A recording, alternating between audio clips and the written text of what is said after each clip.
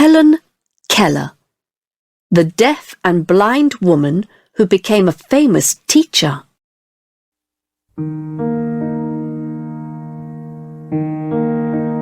I became blind and deaf before I learned to speak.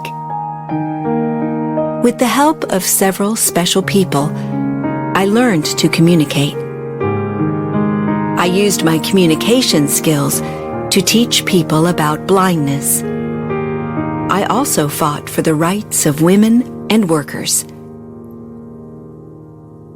I was born in 1880 in Alabama in the USA. When I was 19 months old, I became very sick with meningitis, a disease of the brain. I got better after the illness, but unfortunately I couldn't see or hear anymore. I found it very difficult to learn, and I became very angry. I was able to think, but I could not communicate my thoughts. It was a very difficult time for me and for my parents. My mother and father wanted to help me, but they didn't know what to do. Fortunately, I began to communicate with Martha Washington, who was 6 years old, and the daughter of our cook. We created our own sign language when we played together. I enjoyed learning from Martha, but my mother realized that I needed professional help.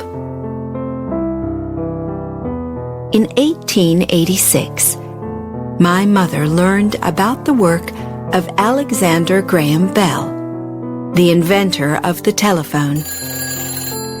He was working on the problems of the deaf. Maybe he could help? Bell told my mother about Perkins School for Blind People, and the school sent a special teacher to our home. Her name was Anne Sullivan. At first, I was a very difficult student, but Anne Sullivan was very kind to me. One day, we were getting water from the well when Anne drew some signs on my hand. I realized that she was writing the word water. I was so excited.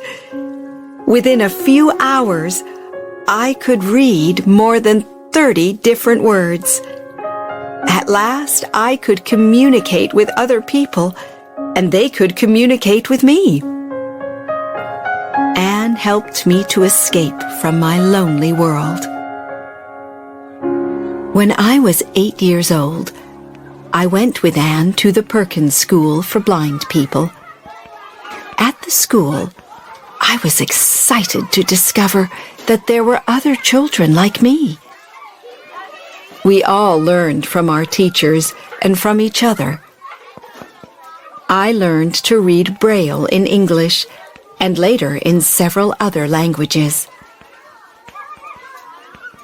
In 1894, Anne took me to New York, and I studied at several different schools for the blind and deaf. I tried to learn to speak, but it was difficult. My voice worked, but I didn't know how to use it properly. Only Anne and a few other people could understand me when I spoke. I studied hard, and in 1900 I started at university. Anne went with me to every class. She wrote the teacher's words on my hand. In 1904, I became the first deaf and blind person to get a degree. I was so happy and proud, and I knew that I wanted to use my communication skills to help other people. At first, I worked with organizations that fought for women's rights. Then, in 1912, I started to work with workers' organizations. I discovered that some types of work made people blind. I wanted people to know about this problem, so I wrote a book in Braille about it. In 1915, I started my own organization, Helen Keller International, which still teaches people about blindness. I wanted everyone to know that in many cases, blindness can be prevented. For many years, I traveled around the world and talked to groups of people about blindness. I communicated with Anne. She then spoke my words for me. Our talks became very popular, and sometimes we earned up to $2,000 a week.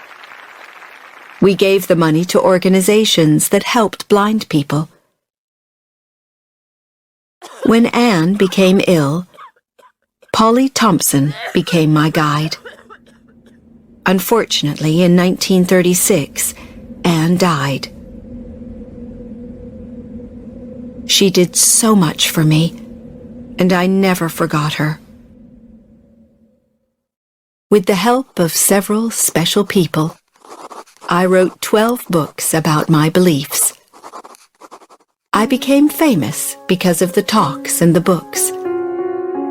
Important people wanted to meet me. I even met the King of England and the President of the USA. Polly Thompson helped me with my work until she became very ill in 1957. After that, Winnie Corbally became my guide and traveled with me to teach people about blindness. Our work was helped by a theater play, The Miracle Worker, about the life of Anne Sullivan. In 1962, it became a popular film. In 1964, I won an important award from the President of the USA for my work. The year after that, my name was added to the list of the most successful women in the USA, the Women's Hall of Fame. The names of my guides, Anne, Polly, and Winnie, should be in that list too. In 1968, at the end of my life, I remembered Anne, Polly, and Winnie. I felt proud of our work, which helped blind people around the world.